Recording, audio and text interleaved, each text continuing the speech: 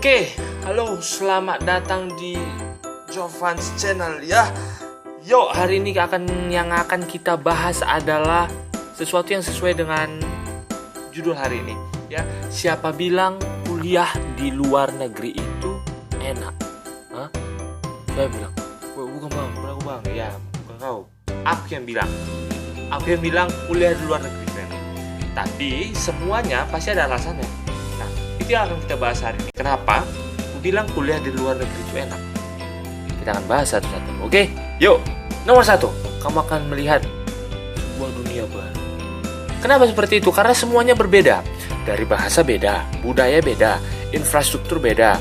Semuanya berbeda. Orang-orangnya juga beda. Misalnya di Indo, Jakarta, ya kan? Misalnya kita terbiasa dengan hal-hal yang polusi atau macet gitu.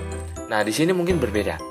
Ya, jadi kalau kamu pergi keluar pasti dapat yang berbeda. Nah, kalau dunia baru ya kan, hal yang berbeda, berarti apa? Berarti kita bisa dapat pengalaman baru, belajar banyak hal baru ya. Itu enaknya kita kalau kuliah di luar negeri. Lanjut. Nomor 2, banyak teman. Kenapa seperti itu? Ya, kau kan manusia, awak pun manusia, ya kan?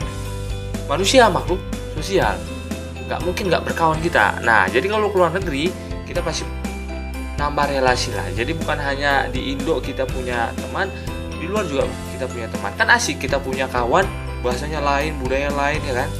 Cara berpikir lain kan enak gitu. Jadi kita memperluas relasi kita.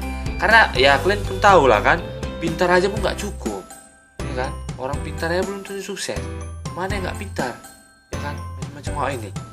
Jadi relasi itu penting, ya kan? Nah, itulah udah. Yud. Yang ketiga, mandiri. Pasti kau jadi mandiri. Aku jamin lah. Kenapa bilang kayak gitu? Karena di sini semuanya sendiri. Apa-apa sendiri. Kau makan sendiri. Udah. Terus kau mau nyuci kau sendiri, ya kan? Mandi, ya sendirilah. Ya kan? Nah, tapi memang itu jadi membuat kita pribadi yang kuat, geng.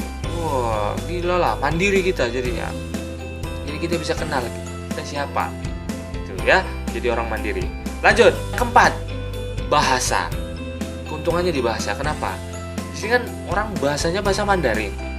Dibilang pun negara maju, tapi nggak banyak orang yang mau berbahasa Inggris. Nah, jadi untuk bahasa kau memang dipaksa untuk harus bisa bahasa Mandarin. Kalau nggak ya bahasa tubuh lah kok. Iya kan? Bahasa tubuh lah kok. Iya, karena susah kali kalau mereka tuh nggak bisa bahasa Inggris. Apalagi kau ajak bahasa Indonesia, berantem lah jadinya, ya kan? Awak bilang apa, dia bilang apa. Di Taiwan khususnya berbahasa kita dipaksa memang untuk bisa berbahasa Mandarin dalam sehari-hari. Tapi itu akhirnya membuat kita jadi mengerti, ya kan? Membuat kita jadi memiliki satu bahasa yang lain, dan itu jadi satu modal, jadi keterampilan buat kita. Ya, jadi skill. Ya. Lanjut. 5, budaya. Nah, kayak yang gue bilang tadi, budaya kita di Indonesia itu beda sama budaya orang itu di sini. Udah. Nah, tapi kita jadi dapat pembendaharaan budaya yang banyak. Nah, jadi kita nggak hanya mikir, wah orang itu semua seluruh dunia makan pakai tangan. Oh enggak coy. Di sini contohnya lah, ke rumah makan kok, ya kan?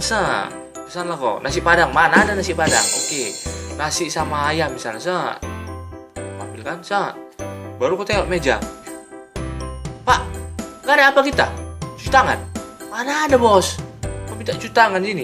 Mana ada? Sumpit lah, makan nasi kau pakai sumpit. Apalagi aku susahnya itu makan nasi kau sumpit, aku bisa pakai tangan, ya kan? Makan nasi pakai sumpit susah. Nah, tapi di balik itu kita jadi tahu, wah budayanya beda rupanya. Nah, jadi dengan itu kita bisa menghargai orang. Ya, jadi budaya kita lebih banyak. Apa ini barusan? Ya, itulah enaknya kalau kita kuliah di luar negeri. Tapi bohong kalau seandainya aku bilang kuliah di luar negeri itu enak semua. Enggak. Ada nggak enaknya, coy? Kita akan bahas satu-satu. Oke? Yuk. Nomor 1. Nah, yang nggak enaknya itu adalah RINDU. Cinta. Rindu, bos. Ya, rindu. Saat pindah hijrah ke Taiwan. Ya, hijrah ya pindah ke Taiwan tuh terus kayak aduh, yang biasa sama orang opung sama mama bapak ya kan, yang kita apa keluarganya itu erat banget, di sini nggak ada. Jadi di 2-3 bulan pertama itu apa ya, kayak hampa. Tapi dua bulan 3 pertama aja. Tapi setelah itu mulai terbiasa, akhirnya ya tetaplah rindu pasti ada, tapi tidak sebesar 2-3 bulan pertama. Itu yang harus dihadapi anak-anak. Kukira semua anak perantau merasakan hal itu.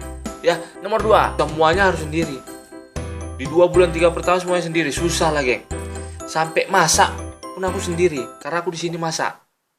Ya, semester 1-2 aja. Masak aku sendiri, makan sendiri, nyuci aku sendiri, yang biasa aku mama pengen nyuci ya kan, ini aku nyuci sendiri ya, semuanya aku sendiri lah. Mana ada cerita misalnya kau punya pembantu di rumah ya kan, mbok gini mbok, anak-anak mbok kau di sini, semua aku sendiri, itulah agak susahnya ya kan. Lanjut yang ketiga, culture shock. Apa itu bang culture shock? Kau sosok bahasa Inggris kau? Iya, jangan gitulah. Maksudku itu terkejut dia. Itu budayanya begini ya. Itu juga yang kurasakan kemarin. Jadi kayak budaya. Aku cerita sedikit lah. Aku pernah naruh sumpit itu kan, misalnya nasi kan di mangkok, sumpitnya aku tancapkan di apa gini, di nasi gitu kan, karena aku mengambil sesuatu aku tancapkan gitu. Tak tegur aku geng. Wah nggak bisa, jangan tegur aku.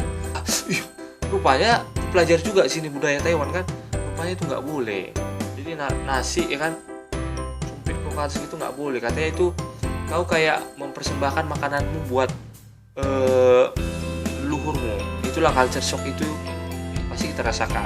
Dan banyak hal-hal lain yang gini rupanya ya Cis, gini rupanya Wak gitu.